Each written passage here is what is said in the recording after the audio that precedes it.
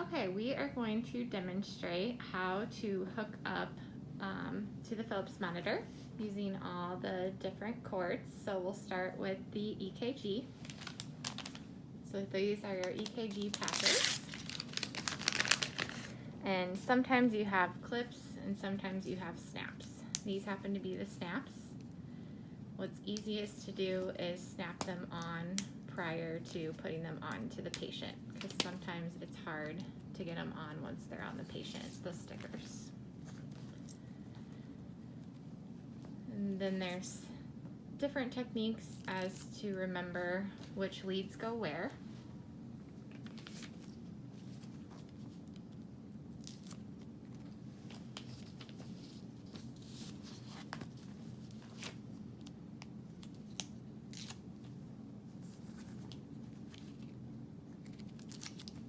So the way that I learned it was snow over grass, smoke over fire, and then your brown one is always in the middle, or your V lead's always in the middle. And then Katie learned?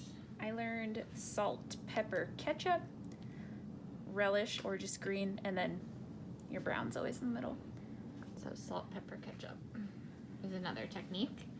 So then once you get your leads hooked up, then you'll want to plug them in to the part that goes to the Philips monitor. And that's this part here. So we'll show you how to plug that in. Here's your monitor. Here's your plugins. That goes into here.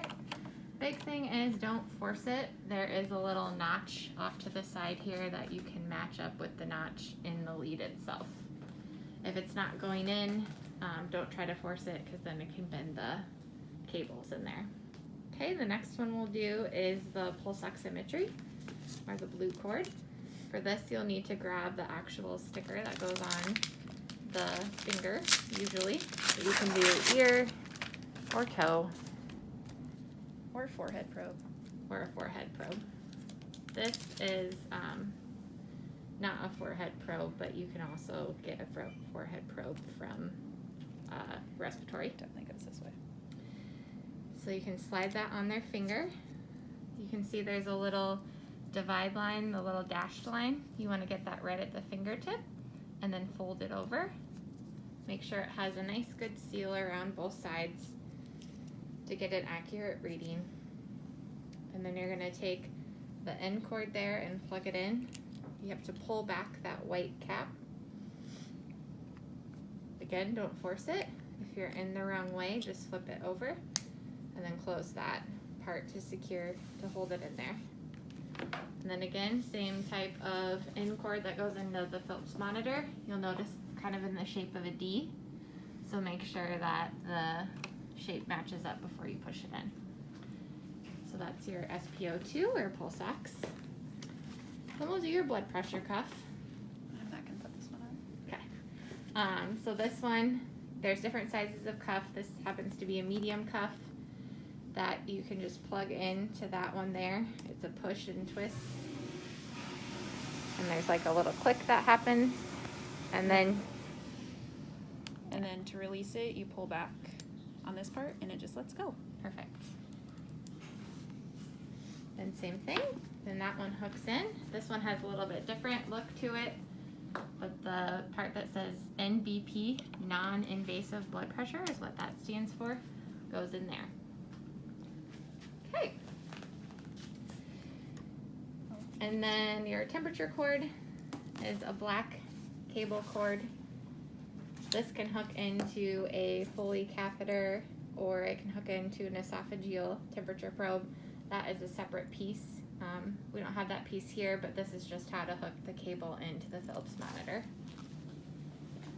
And that goes into the brown port. Two little dots there. Okay. All right, so we'll go ahead and turn the monitor on. So when you get into your room, you'll have this screen. You just touch to turn it on. And you can turn it on as you're hooking up your patient, or you can hook up your patient first and then turn it on. Sometimes it's nice to get everything hooked up and then turn it on so it's not beeping at you. The good thing to do once you get onto the monitor is to set your parameters. So for heart rate, it's defaulted to alarm at you at 150 for the top or 50 for the bottom. So how to change that is you click on it, and then you can set it to what you want it to alarm at you for both high limit and low limit. Then make sure your alarm is on. So this is what will actually start dinging. If you get above or below that, it can be off or it can be on, but obviously we always want it on so we can measure our heart rate. Same with your pulse ox, you can do the same thing to set your parameters. It's defaulted to high limit of 100%, low limit of 89, and a desat limit of 85. So that means it'll have a cautionary alarm at that 89, but then at the desat it will have an actual red alarm that will continue to alarm. Same thing with make sure your alarms are on. And respiratory rate defaults to 40 for the top, 8 for the low. If you are closely watching them, and you see the apnea is quite delayed there, so we changed that. But again, make sure your alarms are on and that your actual part of the respiratory part is on too. So that says respiratory on. Blood pressure, same thing. Defaults 160 over 90. This one you can set to whatever you want for systolic, high and low. And then there's a repeat time. This one's important. So you can plug in how often you want that blood pressure to be repeated. And again, make sure that it's on and your alarms are on. And make sure your mode's on automatic. Otherwise it would read it as being manual. So once it's on automatic and you hit that first start, then it'll count that hour out, and after the hour it'll take another blood pressure. Good, and then your temperature you can see is plugged in but not showing up. So you can do a couple things. You can click where you would think that it would show up, and then you can add to where it should be. Or,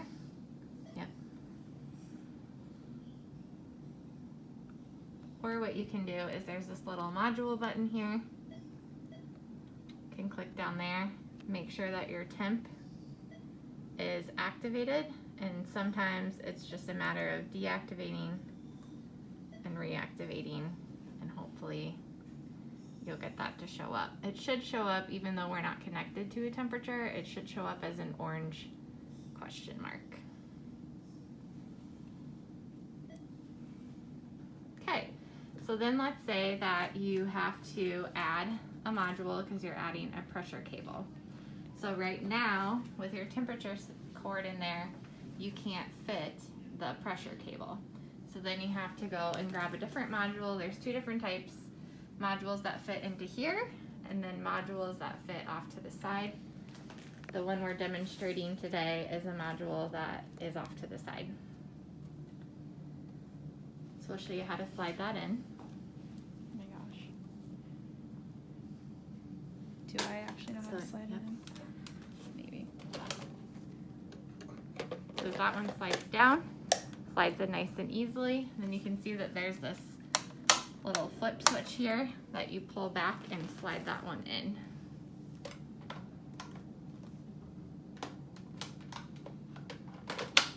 Perfect. And you'll hear a click.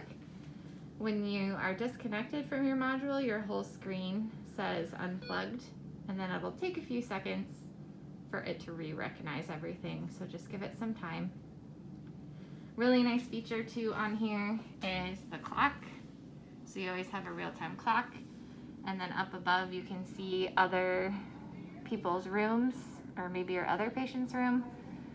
And you can see who is alarming, and you can always click into those different ones that are alarming to check on others. So then when you put that other module in, it pops up to ask you what you're going to plug in.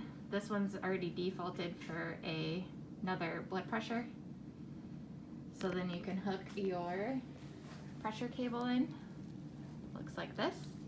Pressure cables can be used for arterial lines, CVPs, ICPs, Pulmonary artery pressures. multiple things. Okay, same thing, never force anything. There's a little notch that'll help guide it in. And then if we were hooked up to an arterial line, we would have a reading that would show.